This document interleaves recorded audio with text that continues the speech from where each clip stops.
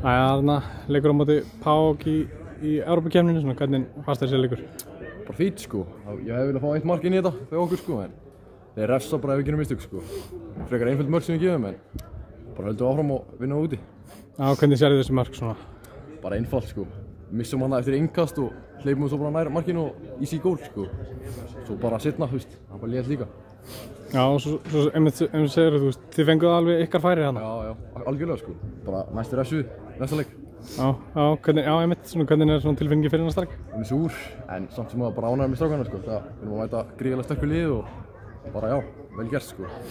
En hvernig er bara svona að taka þátt í þessari keppni? Þetta er bara ógeðslega gaman sko. Bara geggjað að sjá allt fólki sem mætir og bara mjög gaman sko. Góð frammistaða hjá okkur í síðustu viðureign. Já, hún var það sko. Bara frábært að ná sigrinum þar sko. Komast áfram, meira ævintýri.